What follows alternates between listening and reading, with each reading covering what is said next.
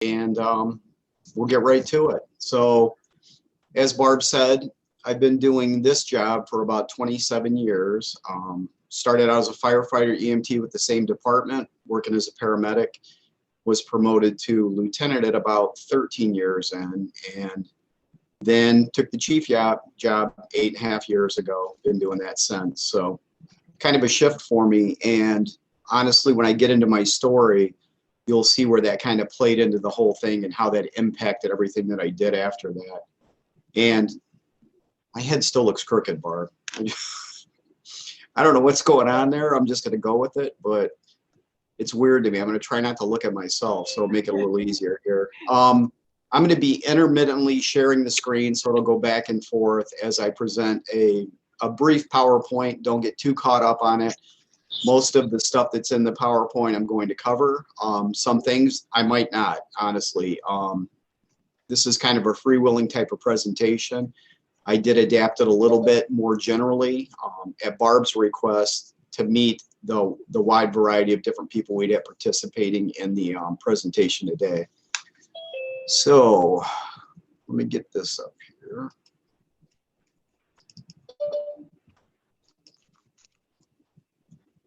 We okay, Barb? Okay, perfect. All right, so the name of the presentation today is Reducing the Stigma of Mental and Emotional Health Issues, and that's more broadly based first responders, anyone who responds to disaster services, all the way down to the common person on the street, because we all deal with the same kind of issues, and this year in particular has really brought that to the forefront, I think, with a lot of the isolation that we had. There we go. So post-traumatic stress injury, I'm going to talk about this a little bit because, as you see in bullet point 2, why PTSI instead of PTSD? And there's a very good reason for that. I make a very strong effort to explain this at the beginning of each of my presentations because I think it's important. So we're talking about injury as opposed to disorder. And the reason that I do that is a lot of people, when you tell them that, you relate to them that they have a disorder, they see that more as a stigma-based type of thing, whether that's right or wrong. That's how people tend to look at it. When really post-traumatic stress is based on something that happened to you. Much like I wouldn't call you getting hit in the arm with a baseball bat and sustaining a broken arm a fracture disorder. It's just a fracture. So for me, this is really an injury based because it's inflicted upon you. Now, there is a level at which post-traumatic stress, which we all experience, becomes post-traumatic stress injury. And we're going to get into that a little bit more as we go through the program.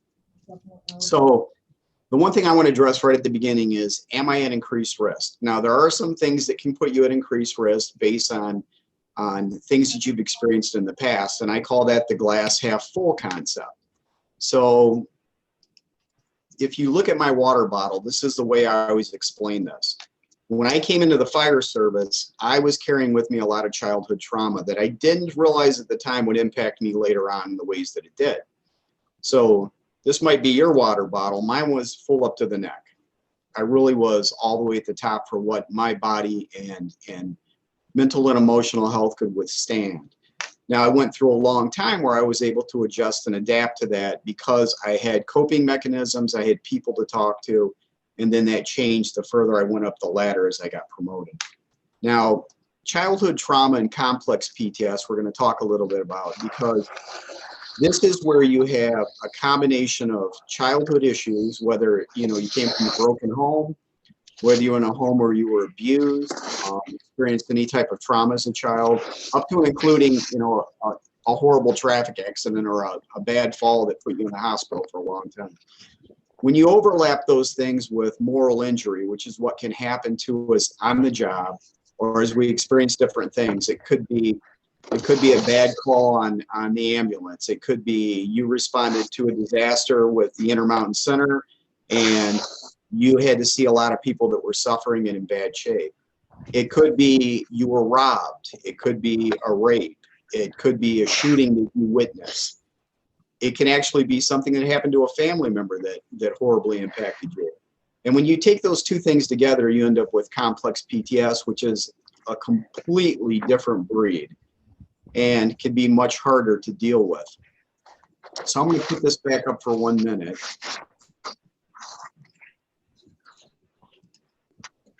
So if you look at this, this is a state survey that we did through the Ohio Fire Chiefs Association when I got involved with that group. And if you look at this national report, this one was one of the most shocking things I've ever seen. So when you look at 46, almost 47% of firefighters that were surveyed, and this could go to the general public as well, had some type of suicidal ideation where they thought about it, they considered it, and then of those 46%, 19% planned something, and then of those planning, a 15% of that group then had an actual suicide attempt. So we conducted a survey because we wanted to see what we were looking at as a state. So what we did was we sent this survey out to every registered paramedic and firefighter of the entire state. We got about a 15% return, which was actually pretty good for this type of survey. And these are the things that we saw. So we had 81% of the people showed some sign of post-traumatic stress, the first one being sleep disturbances. And that could be from having difficulty going to sleep, having difficulty staying asleep once you're there, or just really poor sleep in general. 58% had some depression, then 48% unexplained anger, on down the list, social withdrawal, loneliness, substance abuse, high-risk behavior, and down to and including domestic violence at the bottom. Now that one was kind of shocking because when you look at the domestic violence, 5.45%, that's of a group of about 6,000. So there were a significant number of people who took their trauma out on others because they just couldn't deal with what they were carrying anymore. And that's definitely not where we want to be. That's one that I use a lot with police groups that I speak with, largely because if you're a police officer and you're involved in a situation like that, you lose your badge and your gun if you're convicted of any type of domestic violence. So we want to get to people before they get to the point where they're actually carrying out these types of actions. So the next one we have here, reshare this again. Post-traumatic stress causes. So there are a lot of different things that can cause you to experience post-traumatic stress. And as you look at this, you can see living through dangerous events or trauma. Now that can be something that you experience out on the street. As I said, you could, a robbery, an attempted rape or a rape, any type of abuse in your home, being badly injured or witnessing someone else being badly injured, witnessing the death of a person, and particularly someone who you're close with or maybe a coworker.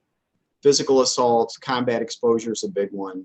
Sexual violence and assault, being threatened with a weapon, a mass casualty incident, as you might see with an organization such as Barb's, death or serious injury to a child, or basically anything and everything that causes emotional trauma can potentially cause this problem with you. Now, we don't really think of it that way. A lot of times when you hear PTSD or PTSI, as I call it, you immediately think of military, you think of firefighters, policemen, but the truth is that we all go through this. All of us experience post-traumatic stress on an almost daily basis, whether it's something small or something really significant. The issue is how we choose to deal with that. Now, when it gets to a certain point where you start to experience symptoms, then that's when you have more of an issue. And we're going to look at these common symptoms here. So these are the most common things you're going to see. The unexplained anger, flat affect, in other words, you don't have a response to any type of emotion. Depression, anxiety, the hyper-awareness where you become on edge all the time. And a lot of times that's how people state that. Instead of hyper-awareness, they'll just say, I'm really on edge. Everything's bothering me. I hear a noise, I jump. Someone sneaks up behind me and I almost jump out of my skin. Then down to difficulty sleeping, substance abuse, drugs and alcohol, or process addiction, which is pornography, thrill sports, that type of thing. And up to and including just putting yourself at risk. A lot of the folks that I've talked to chose to do that through driving too fast, riding a motorcycle too fast, those types of things. And then all the way down to suicidal thoughts, plans, and attempts. So we're going to go into my story now.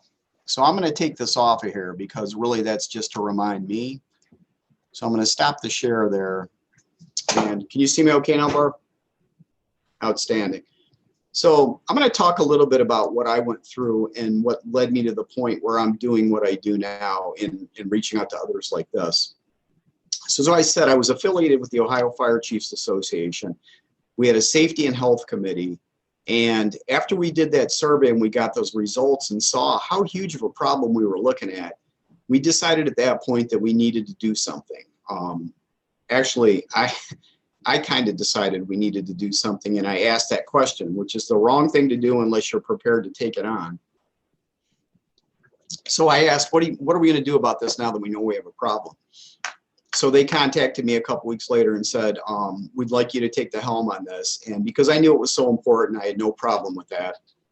So as part of that, I started doing some research, and my research led me to attend some different conferences and seminars, one of which was a group called First Responders Conference, which is run by a Washington State area deputy, Sean Thomas, who started the organization because her husband had tried to kill himself. And she realized there weren't really any really effective programs out there that put all this together for people in an easy to see package. So what she did was put together this First Responders Conference, which travels from state to state. They arrange a 2-day program where they bring in numerous resources from across that state and have speakers present on what they can do to help people who are in this type of situation. Now, as I said, it is geared towards first responders, this one in particular, but it really applies to everyone when you look at the lessons that are taught. As we were going through this program, my wife actually came with me. She was allowed to come, and then I tricked her into coming because there was an IKEA near the center, so I got her to come down and go to IKEA with me. And she's sitting next to me, and they gave us a little notebook like they do at most conferences. So I was taking some notes, and I wrote down at one point, how do I become a licensed social worker? And my wife looked at what I had written, pulled the notebook over in front of her, wrote something, and then pushed it back over. And what she wrote is now tattooed on my arm. You probably can't see that too well, but it says, heal yourself first. And my first response was anger, quite honestly, because I had a very elevated opinion of myself and what I could do and what I was doing. And that hit me right at the core of what I thought I was. When she now recognized that I was having issues, which for the most part, I wasn't even recognizing, honestly. And so we went through the program. As will happen, everything seemed to align, like someone had put me there in that place for a very specific reason. So the second day of the program, we had a couple of people come in that had worked previously the previous day and couldn't make it. And one was a Columbus, Ohio area fireman. And he sat at the table with my wife while I was off taking care of some business elsewhere with another fire chief. And it turned out he had attended a program called Save a Warrior, which was based in Ohio, and they also have a group out in Malibu. So as part of this program, they had a speaker come in that afternoon, and I think, again, it couldn't have worked out better because the guy who actually ended up speaking was there to sell mugs and t-shirts for the organization. And the program founder, his plane was late coming in, so he couldn't make it. And this gentleman ended up giving the talk. Well, he was a very down-to-earth kind of guy. He had a lot of trouble keeping the F-bombs out of his presentation, but I connected with him because he sounded, looked, acted like me. And when I heard him talk, I thought, well, you know, this sounds like a pretty decent program. And he talked about how bad he was and how it really had helped him. And so we went to dinner that night on the way home. And as we're sitting at dinner, my wife hands me her phone, and she had an application on it for the Save a Warrior program. And she told me to fill it out. And I told her that I would do it later. But she's my wife, and she didn't accept that. So she said, if you don't fill it out now, I'm not ordering food. We can sit here forever. So I went through the application and filled it out. And at the time, and I'm not sure that it's changed now, it might have, because the program's kind of in flux. It keeps changing as time goes on. But one of the things that they did on this program was a survey called the Adverse Childhood Experiences Survey that was developed by Kaiser Permanente, I believe in 2001. And what it does is it looks at 10 aspects of childhood. So every single question is prefaced by, before the age of 18, did you experience this? And there was a lot of really horrific stuff in there. So we had childhood abuse. Was your mother or father abused? Did you have a person in your home that went to prison? Was there a divorce? Was anyone ever threatened with death? Did anyone try to commit suicide? So I went through this thing. Every time you answered yes, you got 1 point. And when I finished the process, I had 7 points out of 10 points, which at the time I didn't realize was pretty horrible. I had no idea that I'd experienced anything that bad, because I really never looked at it that way. And the second part of it dealt with whether or not you'd ever tried to commit suicide or had any type of suicidal ideation. Now, unbeknownst to my wife, about 2 months before this program commenced, I had been left at home alone. Everyone was out doing their thing, which is really unusual in a house with kids. And I was sitting on the couch by the window, and it was a really beautiful day. I had the window open, and it was probably like 70 degrees with a nice breeze. And this breeze is going across me, and I'm sitting there. And as I sat there on the couch, I planned to kill myself, and very specifically planned to kill myself, not generally. I had an actual plan in place, what I was going to do. And what precipitated the whole thing was the point that I'd allowed myself to get to, coupled with the fact that I had overlapping insurance policies, and I knew my wife would get $1 million if I killed myself before December 29th. So it was that specific. And I had a whole plan on how to do that. And of course, you know, with insurance policies, the one was 18 years old. So even if I killed myself, that one was covered. But the first one was new. It was only 6 months old. And so if you kill yourself on a new policy, generally there's a 2-year time frame where if that happens, they don't pay out. And so when you go back to that process addiction, one of the things I did and still do is I race mountain bikes. And so I knew an area near me that had a very, very high cliff that I figured I would accidentally ride off this cliff, you know, and go off into the sunset that way. So that was kind of my plan. And what I had going on was a couple of different things. Now, my childhood was no picnic, to say the least. I had an alcoholic, abusive father. My mother was abusive because she was passing on her abuse. And I really didn't know what normal was. I spent most of my time as a kid being really afraid and not knowing what to expect, because with an alcoholic, you never know what you're going to get. He could come home one day and be great, and then the next day he comes in the door and starts beating my mom. And I'm not unique. You know, as I've gone through this and become more educated on the topic of childhood PTS, I found that a significant number of people across the country experience these same types of issues as kids. And unless you do something very specific to get rid of that, it's going to follow you forever. So what I did was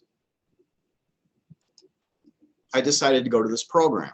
So they called me 2 days later. They rostered me into a cohort that started in December of 2019.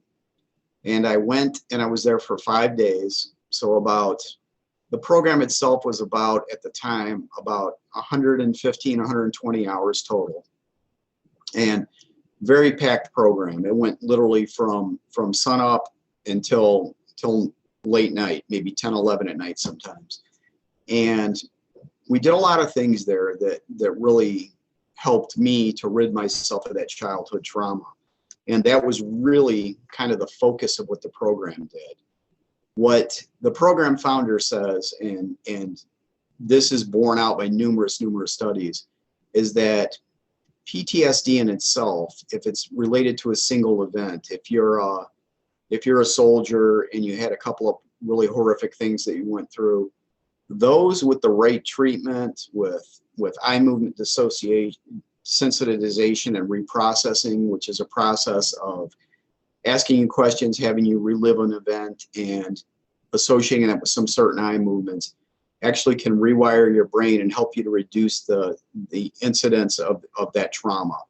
It actually, the best description I heard was from a police officer who went through it, that said the event that he had gone through was like a drive-in movie screen. And after he went through the EMDR, now it's like a you know, a little 4x4 black and white picture that he's looking at. It's still there. He still recognizes it, but doesn't affect him to the same level. But the complex PTS that I talked about is an entirely different animal. When you layer those two things together, it takes very significant therapy. It takes a lot of letting go of past events and recognizing that they're there in the first place to get yourself out of that stuck place that you're in. And so that's where I was when I went into the program. Now, we did a lot of different things there, no different than you would see if you go to a therapist. Some of it was cognitive, behavioral cognitive stuff. Some of it was not, we didn't do the EMDR, but we did some unloading of some different issues that we had. We did a lot of support stuff back and forth between the group of 10 people that I was there with.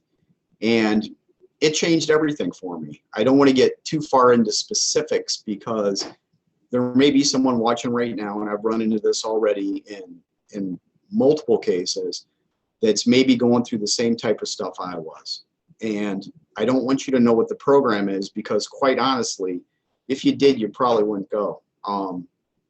Not because of that it's so difficult, but because of what it involves. And if someone laid this entire program out for me piece by piece, I would probably say that's not going to work for me.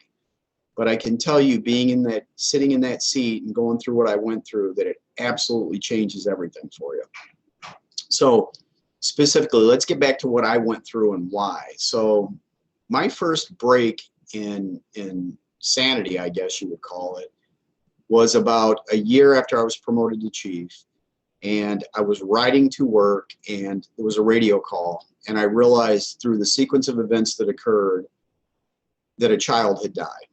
And it was a very young child. I think he was 8 months old at the time. And it wasn't an innocuous kind of crib death. It was actually abuse. And as I heard this call come across, I all of a sudden just completely broke down. Couldn't function. Had to pull over and stop. Couldn't even drive the car. Called my wife immediately, talked to her. It took her about an hour of talking to me to get me to the point that I could even drive. And I went back home, took a sick day, slept a little bit, maybe had a bourbon, came back to work the next day, pretend like it never happened. And that happened to me again later, same type of situation, different place, different event, but the same type of reaction. And what I recognized over time was that a big part of what occurred with me was that prior to this time, before I was chief, I was in the station, I was with my guys, I had support, I had people I could talk to, much like most people do on a job until you get promoted to that boss level where you're in charge of everything. And now you can't go to subordinates and say, look, man, I'm really having trouble. Can I talk to you? Because that's never going to work. You know, maybe it does, but you're never going to find that in most organizations because those people at the top are afraid to admit that they have any kind of faults or that they're struggling in any way. So as I went through this whole thing, I started to see certain things that happened to me after the fact because I didn't see them when I was in the midst of them. The biggest thing was the flat affect. I lost caring about anything. The only emotion I had left at that point was anger. So I would be inappropriately angry about the littlest things. My wife would ask me, you know, I'll just give you an example because I remember this one specifically. She asked me to put a screw in a drawer slide in the kitchen, and I was just immediately angry, furious about it. made a big fight out of it about putting a screw in that would have taken me literally probably 30 seconds to fix. And that kind of let me know where I was at. But at the time, as I said, when you're in the middle of it, a lot of times you don't recognize it. So it's very important, if you have someone who's close to you, a coworker, anyone that says, it seems to me you're struggling, listen to them, because they might be right. You might not even be recognizing what's going on with yourself, but if they can see a change in you and it's a negative change, then maybe you need to start working on that a little bit and maybe get some help. The other thing that I was dealing with was complete lack of sleep. I wear a Fitbit. This thing told me I was sleeping 2.5 to 3 hours a night, and I thought it was broken. I was ready to throw it away.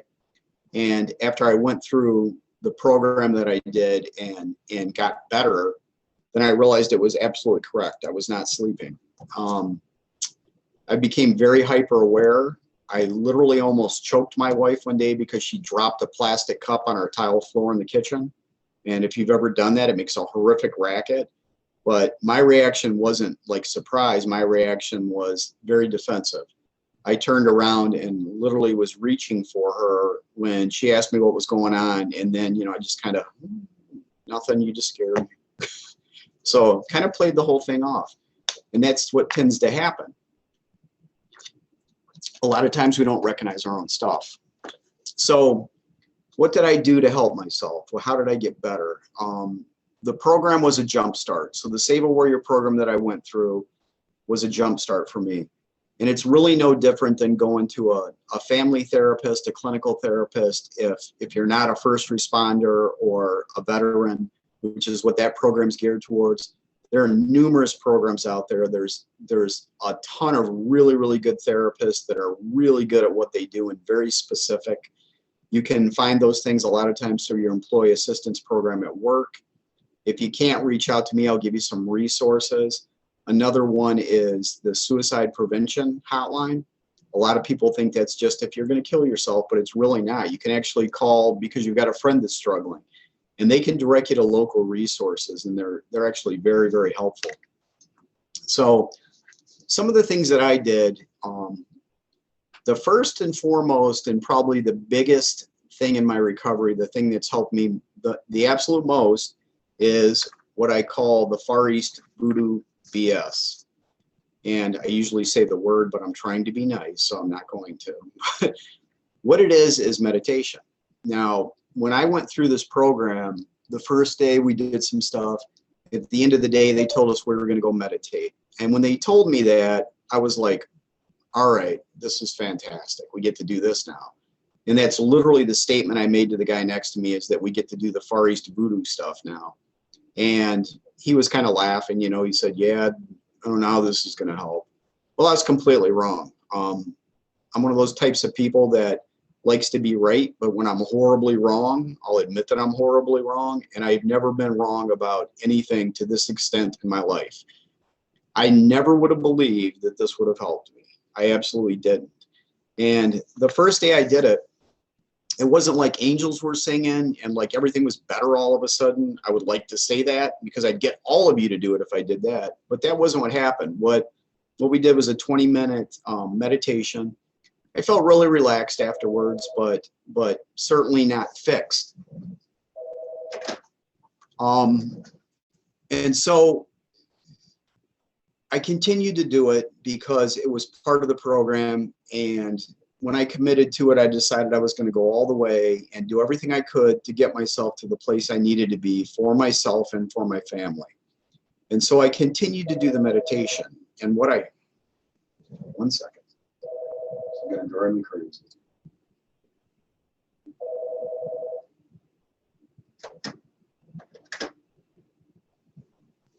Hopefully they'll give up now.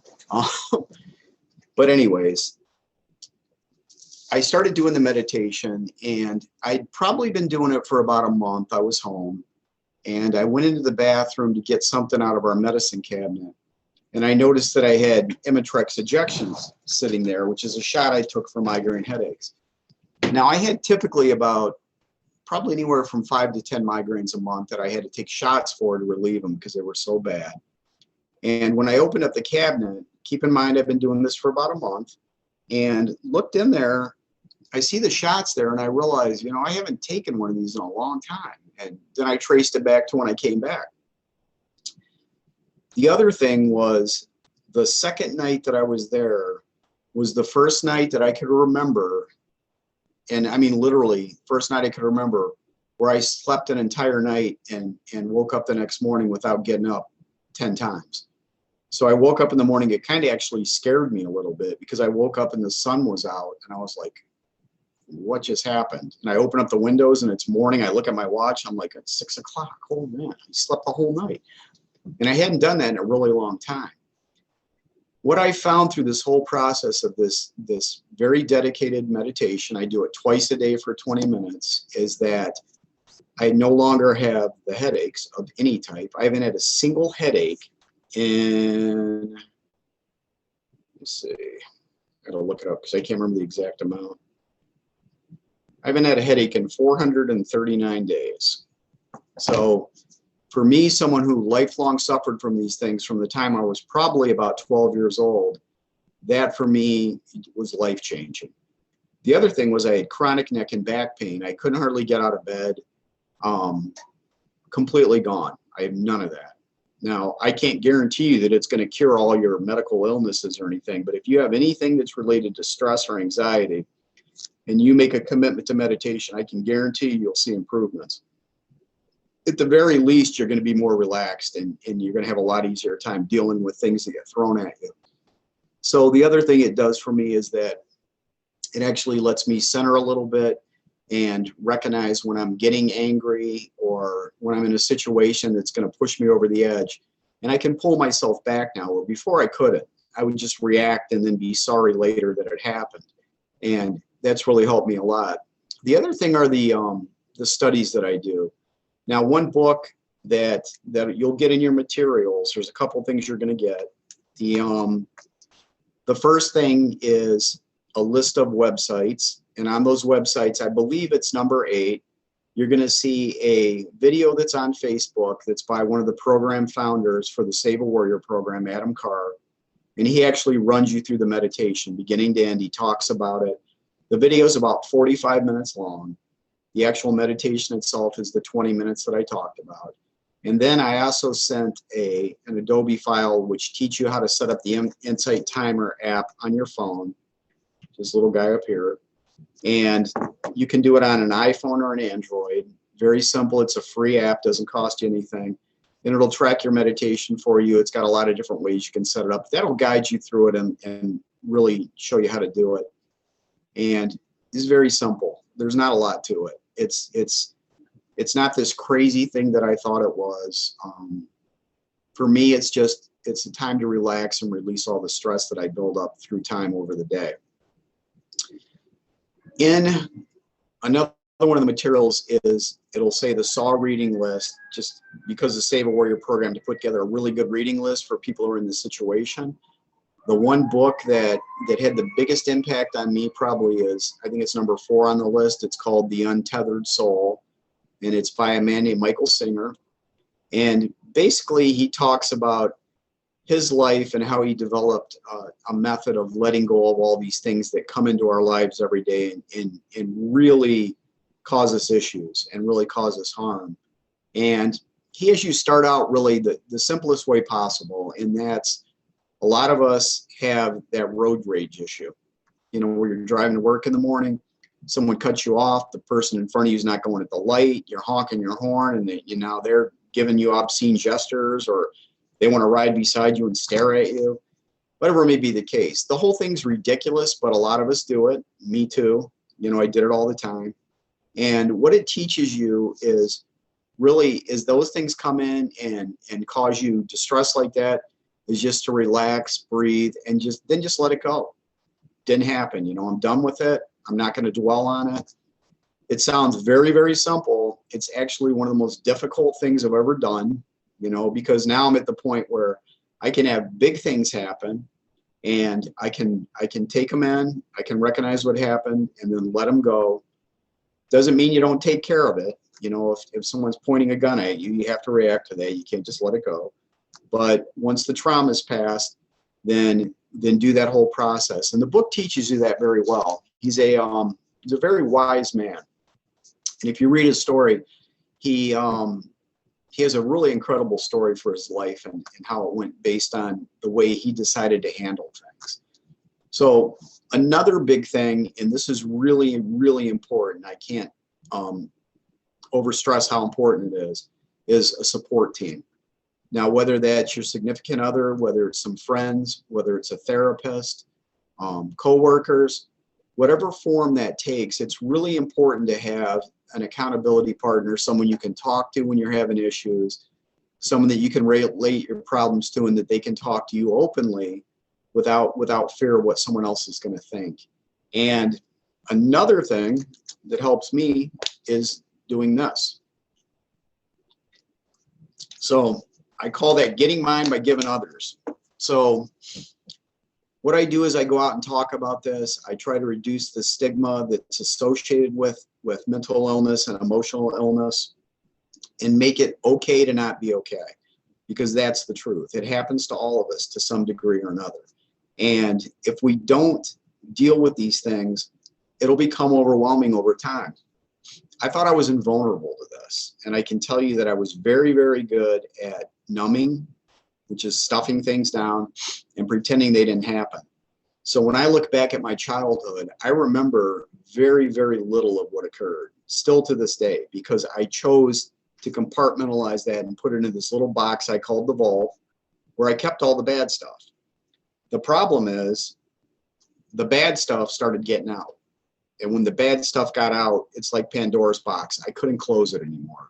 And it just kept getting worse. And rather than dealing with it, I just pretended like it wasn't happening, to the point that I became, as I told you, completely disaffective and lost my ability to enjoy life, to have fun, to interact with others in any significant manner other than the act that I presented. And Barb got to see me at the beginning of the act, and she got to see me later. So if you'd asked Barb how I was the first time we were at the Emergency Management Institute, she probably would have said, very competent, he did well, and he was fun to be around. But at the time, it was all an act. I was just doing what I thought people wanted to see to keep things from falling apart. So by doing this whole thing, all of this I've gone through, my life now is completely changed. I can come to work, I can enjoy myself, I can go out and do things with friends, I can have interactions with my kids and my wife without being angry about everything. When something does happen to hit me, and I've had plenty of stuff over the last year, as I'm sure most of you had, I'm able to deal with it now. So I don't have the issues that I had at the time. And it means a lot to me that a group was able to help me. And so my whole point is just giving you some resources, talking about the things you can do that can help you in the future and that can help others that you know. So I'm going to look at one more thing, and then we're going to talk a little bit more here. So this is what I call reducing the stigma. And the first thing you need to know is it has to start from the top down. So if you're a leader, if you're in my position, if you're an office manager, if you're a caseworker somewhere, anywhere that it puts you at the top of that food chain for your organization, you're the person that really needs to be pushing this and making it okay. Until we start doing that, it's not going to get better, because the people underneath us are quite frankly scared to death to admit that they have any kind of issue, especially in the aspect of mental or emotional health, because they're afraid they're going to get branded, and that's going to be it for them. And me too. I was afraid of the same thing. I struggled for a month when I came back about telling my own people about this, because I was afraid that it was going to make me less of a leader, that they were going to look at me and say, well, the chief is damaged, we can't trust him anymore. And the opposite happened. When I put myself out there, and the first couple of presentations I did were wholly different from this. There was a lot of stopping and starting. There was a lot of quite frankly, just almost sobbing at some points, because I was so broken by what I had gone through. And talking about it was really, really hard. And it took me a long time to get to the place where I can get through a presentation like this without having to wipe my eyes a few times. And it still happens. even when I'm talking to other people. So we have to make it okay to not be okay, and that is huge. There's a lot of different ways you can do that, and these are some of the programs. I would suggest that no matter what workplace you're in, you should have some type of safety and health committee that deals not only with this issue, but with nutrition, exercise, smoking cessation, substance abuse. You know, if you've got people that are substance abusers, that you know where to get them help at, and that can come through your employee assistance programs. Some places have very robust employee assistance programs, some don't. But I would encourage you, if you are a leader, if you don't have that in place, try to get it. And if you can't get it, put together a list of local resources. You can find these things by calling mental health professionals. Most states have some type of mental health and addiction services. If you call them, they'll tell you, these are the people in your area that are trained in this specific type of therapy. And you can put together a list that you can give people when they're struggling. The peer support teams, having someone that's at your level that you can talk to when you're having an issue. And for the first responder community, that can look a little different. What we have are regional teams. And the reason for that is because a lot of times you're afraid to talk to the guys that you work with about something that's at this level. You might be okay with saying, I'm having a little bit of trouble sleeping, or, you know, I've been drinking a little too much, but you're probably not going to get really in depth unless you have a very strong friend on that department or someone that you can really speak with. And that's why I encourage this peer support idea. With us, we have plenty of people that we can talk to, and they might be at other departments that don't necessarily know about your department, but that understand your issues and that you can talk to. So I'm going to share this. I'm going to put this up there, and I'll leave this up there for a couple of minutes. And please take this completely serious when I tell you this. I share this for a reason, because I know that in every group I do, there might be one or two people that are exactly where I was, and I don't want you to be there. I want to help you, and I can get you to resources that can help you. I wish I could fix it. I wish I could wave a magic wand and make you all better, but I can't. But what I can do is guide you to a place where you'll find people that can do those things for you. This is my cell phone, my personal cell phone. I have no problem with anyone calling or texting me. If you want to remain confidential, you don't want to tell me your name because maybe you're a local firefighter that's near me. You don't want to reveal that information, that's fine. You don't have to. Just tell me what's going on. Tell me what help you need. And I'll try to get you those resources. Now, there's always the disclaimer, right? Everyone's got one. So your information will always stay with me unless you're suicidal or homicidal, because it's the law that I have to report that. You know, if you tell me that, I got to let someone know. Just the way it works.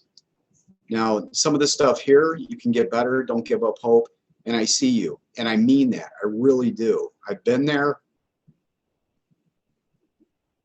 Here it goes.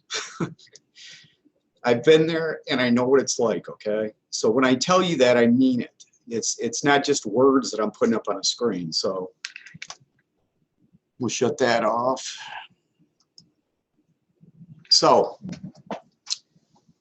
that's my story. That's what I went through. That's what a lot of people that I've had interactions with in the last year have gone through. The program that I went through was remarkable. I wish there was, and honestly, I'm trying to work a way to adapt this to work for everyone. I would love to introduce a program like this that would be taught in high schools. You know, we teach them CPR, we teach kids how to help other people that are having problems, but we don't teach them how to help themselves. And I think that's a shame. And when you look at what we've gone through in the last few years,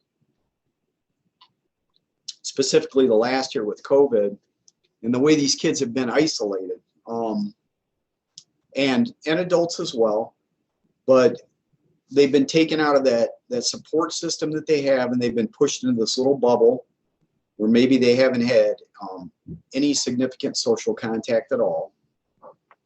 We're living in a world of social media where if you decide you don't like one, it's perfect, or don't like someone, it's perfectly acceptable to attack them, you know, which never would have happened 30 years ago, because you're less likely to attack someone if you have to be face to face with them and you know that you might get punched in the face if you do it. But now it's just perfectly acceptable to attack anyone, and kids being kids, they tend to pile on, and it makes it even worse. The other issue, and something that I thought I'd made this miraculous discovery, my own arrogance. When I was studying all this, I kind of made a connection with the kids sitting in the same room like this constantly, and the fact that we're seeing suicide rates go up among teens. And when I did a study on that, I looked at the rise of use in smartphones since the first iPhone was introduced and the rise in suicide rates. And if you don't believe me, you can look at this. Pull up those two graphs and then put them on top of each other and see how well they match up. It's almost perfect. It's like someone planned it to be that way. And what I think happens is that they become socially isolated. They don't know how to interact with others, and everything internalizes them. And so when I did that, the next thing I did was I started looking for white papers on it, and there are literally thousands of white papers that made that connection. So I discovered this whole connection just like, Christopher Columbus discovered America. It was already here. I just thought I discovered something, but it's very significant. And I don't think it's any different with adults, because I see the degree of disconnect that we have now, and there's less of that having a very significant friend or buddy that you talk to. And when we do interact, a lot of times it's through text, which I absolutely abhor. I'll do it because I know that it's important, but you can't really connect with someone when there's no context. And I try to tell my kids that all the time. They can send me a message and I can read it totally different than what they intended. So I always push the fact that it should be face to face.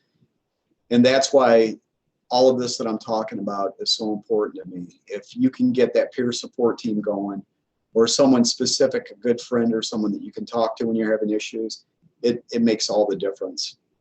It can pull you out of that dark place, at least allow you to get through what you're going through. And maybe, just maybe, it'll get you to the right resources to get you the help that you need. And that's really, Barb, that's pretty much all I have. All right. Well, thank you, Dave, for sharing your You're story and all of the great information, and resources that people can reach out to. Does anyone have any questions for the chief? If you do, you're welcome to unmute and ask it verbally. I see nothing in the chat room right now.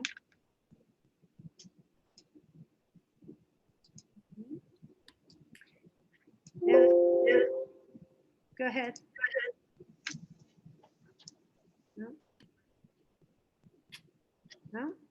No questions? I'm just that good. Yeah. You answered all of their questions. Covered everything you didn't even want to hear. All right. Well, Steve, thank you so much. Really, really good information. And I really appreciate how you kind of put yourself out there. And if anyone does want to contact you, if they didn't get the contact info, you all have my email address. Please feel free to email me. Hang on, something just popped up. We'll get the list of resources. Yes, Karen, you should have received an email. Karen Meyer, I sent an email a little bit, about an hour or so ago. You should have received that. If you didn't, please let me know. Okay. And everyone is just saying thank you. Thanks so much for sharing. And it's hard when you have such a personal story and emotions that run so high. So I think we can all take a lesson from your book and, realize how important it is to reach out.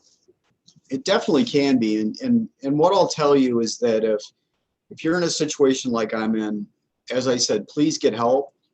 But if you do get help and you come out the other side and you're better, share your story. It's amazing the people that I've had come to me and said, I just recently, just in the past 3 months, a guy that came to one of my lectures and he tried to give me credit for saving his life. And I said, absolutely not. I didn't save anything. I told you a story. You chose to save your own life, but that connection, when people see that they're sharing their suffering with someone, a lot of times that's what motivates them to get help or maybe reach out where before they might not have.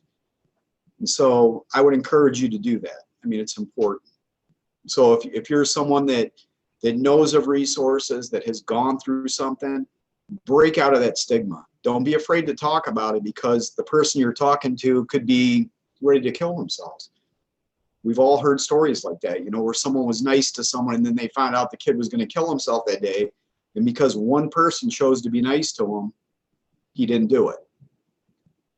So important. Hillary asked if you have a copy of the child history survey. Yeah, actually, if you look up online for that adverse childhood experiences questionnaire, just like you just did, it'll actually pull up a website, and I think I can't even think of who it's through, but it actually will allow you to take the test right online. All you gotta do is click a button, it'll take you through the 10 questions.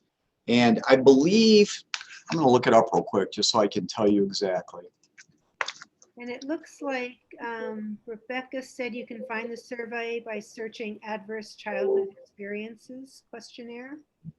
So it's actually at npr.org. And let me put this over here. And what I'll do, let me share that screen for a second.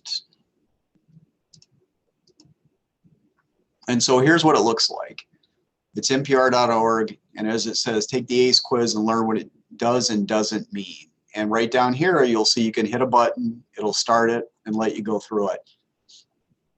And so it just gives you an idea. All it is, literally, is it's a marker, it's an indicator. It certainly is not the do-all, end-all, and you can have a very high score and be fine, and you can have a very low score and be a mess. Because, I mean, I had one of my very best friends, who is my accountability partner, had a 0, and yet he was experiencing the same types of things I was. So it depends. You can have a person that's very, very, probably aren't too many 10s out there that are doing great, unless they've got some intensive therapy, I'll tell you that. But does that animal exist? Absolutely.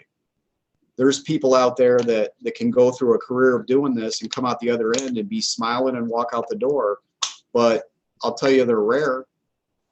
You know, I see a lot of guys now that I'm talking about this, guys that went through an entire career that retired, that are really struggling and were afraid to talk to anyone because you just didn't do that. You know, it's not what we do. You know, we have to be tough. And it's no different for any other job. You know, everyone that goes through any of this types of stuff is going to start to fill up that water bottle, right? And it depends on how you are. I'm sure there's people whose water bottle has no bottom on it, and you can just absorb endless trauma and be fine. They exist, but to me, they're unicorns. You know, they're hard to find. Most people are going to have some type of impact. So the chance that you're going to get through a career as a first responder, or someone that responds to disasters, anyone that experiences an emergency room nurse, a doctor, even a psychologist, if they don't take care of themselves, they can end up in the same place, you know, because you can only hear so much and process it without getting some help to do that. And so it's huge. There's a question in the chat about Sure. Meditation. Do you have any suggestions about starting meditation? Just do it on your own on a daily basis. Any thoughts? Yeah, so my suggestion would be, look at those resources that Barb mailed to you. And what I use again is that Insight Timer. So if I pull up this Insight Timer, here, that's what it looks like. And it's a free app. It's got a little timer button that I push, and it pulls up a separate screen. I have a hard time doing it. It's like backwards. So, so it looks like that. And the one PDF that I sent you actually walks you through a screen at a time on how to set it up. If you're not tech savvy, it's really easy. And what I do is I get myself set up, I do it right here a lot of times. I usually do one in the morning and one in the afternoon, depending on your makeup, how you respond to it. I don't do it right before bedtime because if I do, I'm wide awake. Some people, there's certain meditations you can do, and this is no different. That timer actually has, you can buy a version of it. There's plenty of free stuff on there, but you can buy a version that will set you up just with meditations that are for sleeping, and they'll actually help you go to sleep. It relaxes. There might be someone talking. In my case, I use just a sound, and mine's a running stream. I used to use, there's like 20 different ones you can use on the free app, and I tried them all.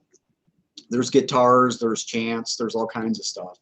And I found out that the stream for me was the least distracting and allowed me to do my thing. What you'll learn if you watch that video that's in those website links is he'll talk about the chatter, which we all have. If you think about it, and this is another thing that book Untethered Soul deals with, is the voice inside your head. And everyone has it. We all do it. You might not think you do, but it's when you're driving and the guy says, I can't, you know, you're talking to yourself in your head. I can't believe that guy cut me off. Or you're at work and someone says something to you that bothers you and you're like, where do they come off doing that? You know, why would someone say that to me? And we all do that endlessly. So with meditation, the whole point is to try and shut that voice off. And it's very difficult. I am not great at it, but I can tell you that when I do my meditation, it's never bad. I always come out of it better than I went in. I'm calmer, I'm more relaxed. I could get into physiological stuff because I have tracked that because I used to be an engineer and I want to know the numbers. What I found was that my resting heart rate tends to be like middle 70s. When I meditate, my heart rate sometimes will drop all the way into the 50s. My blood pressure, if I take it immediately afterwards, is anywhere from 100/60 to maybe like 110/70. And my normal blood pressure is about 124/80. So it drops your blood pressure, it drops your heart rate. I actually did a test to see how slow I could breathe because part of meditation is breathing awareness and just being aware of how you're taking in air and letting it out. And what I found was that in my 6-minute and 40-second session where I'm doing breath awareness, I was able to lower my breathing rate so that in that 6 minutes and 40 seconds, not per minute, but the entire time, I breathed 8 times. So just a little bit over 1 per minute. But that was consciously trying to do that. I wasn't like struggling for, to hold my breath or anything. Just breathing as slow as I possibly could. And so it's a lot like, I mean, you could really kind of equate it to like a bear hibernating, truthfully. Because all they're doing is relaxing, slowing down all their systems so that they can preserve everything. And meditation just does that for you. It's going to lower your heart rate, blood pressure. It's going to reduce the cortisol levels that you're producing that cause all the stress. And it lets you get rid of all that stuff. And it's like I said, I can't say enough about it. I thought it was a joke. I'm the perfect person to promote this because I thought it was the biggest load that anyone ever perpetrated on the world, until I actually tried it and realized that I was completely wrong. As I said, I doubt if there's ever been anything in my life that I was more wrong about than that. So it shows. I mean, I've done it 438 days in a row. I don't miss it anymore. And if I delay for a while, if I've got something going on in the morning and I'm at home, my wife knows right away. She'll bust me on it every time because she does it now. And she's like, did you meditate yet? Because you're getting really grouchy. And I'll be like, no, I'm sorry, dear. Get in there. She'll literally push me out of the room and make me go do it. So that's how well it works. The program that I went through, they're always available to talk. The first question they ask you when you call them if you're struggling is, did you meditate yet? And if you say no, the program founder, Jake Clark, will literally hang up the phone on you. He'll say, call back in 20 minutes and hang up. You don't want to do it. He wants you to do that first and then talk to him. So that's a very long answer to a very short question.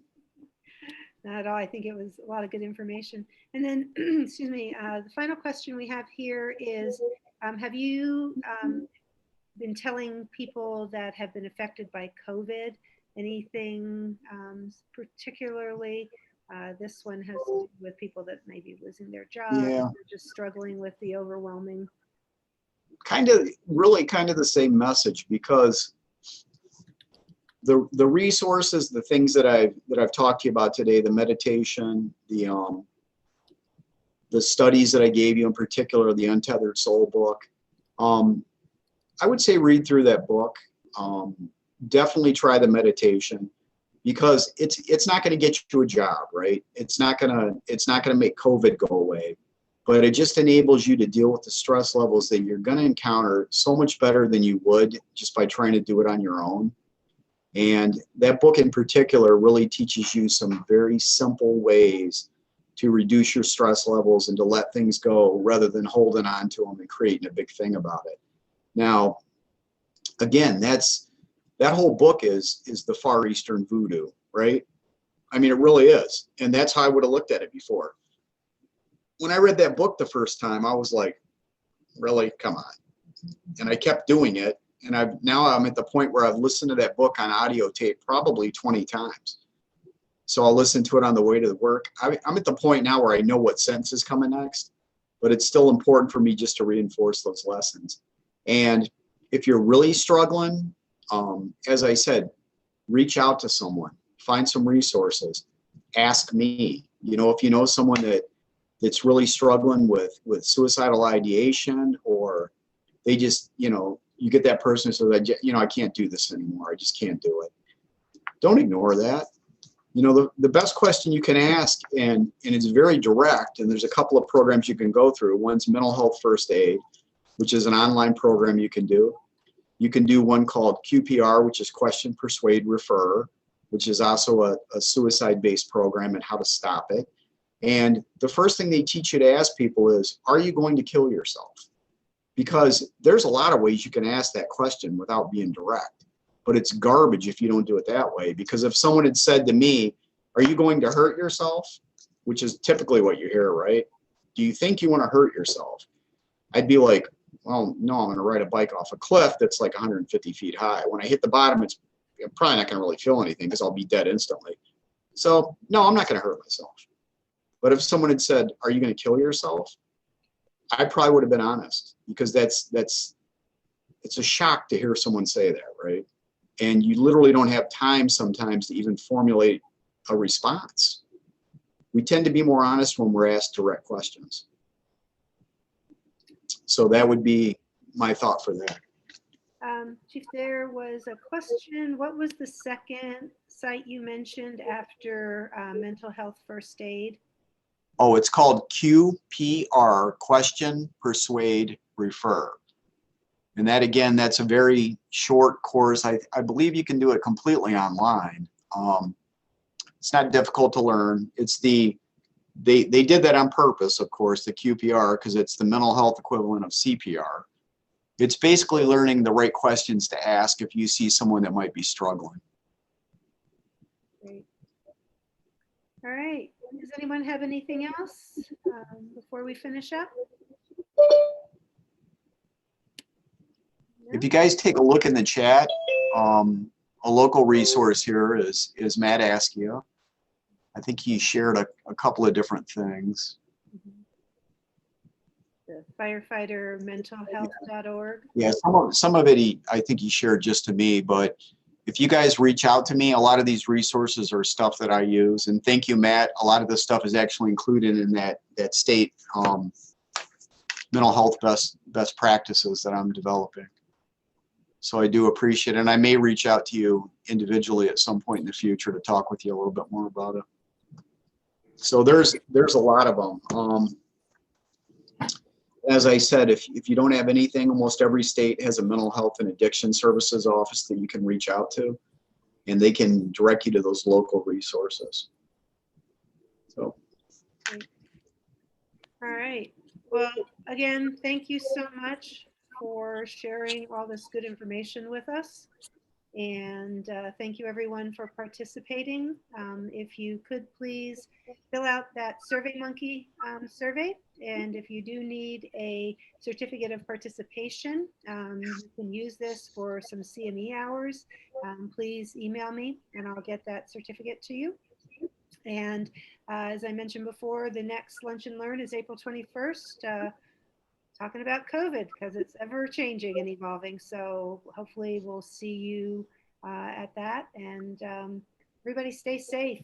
Take care of each other out there. We really appreciate, you participating and sharing this information with your groups as several of you said you were going to. So anyway, Dave, thank you so much. Thank you. Thanks to everyone that said thank you. I appreciate it. All right. Okay, I'll stay on for a little bit if you want to go through the chat and see some of the other info that was put up there. And y'all have a good rest of your day.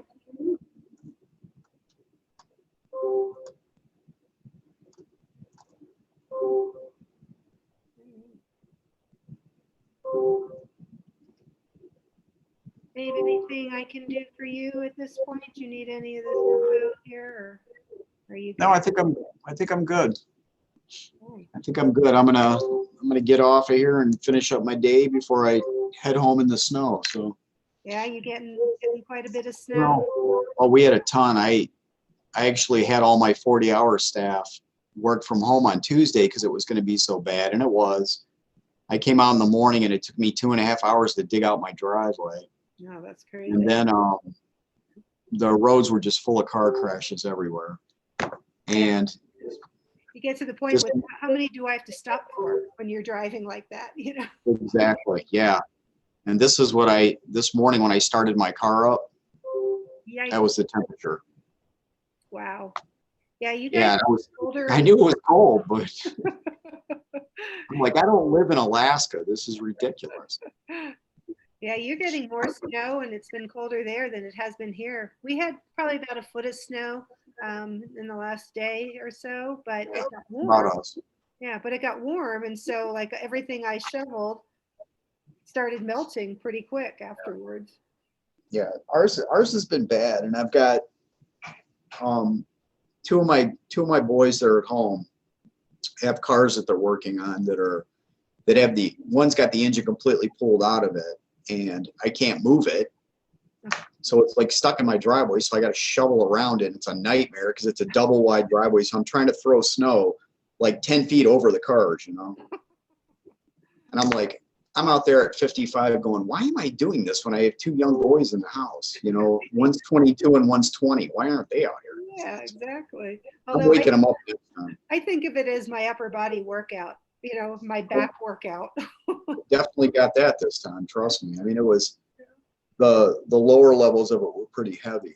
It was fluff on top, but I didn't realize how heavy it was till I started trying to shovel it. And we probably had about that too, a little bit over a foot, maybe 14 inches. And then we've got another storm coming through tomorrow. So they're saying another 8 to 10 maybe. So we'll see what happens. Wow. Well, at least you have electricity, it looks like. So yes. Yeah, that's a big one. We were just talking about that this morning.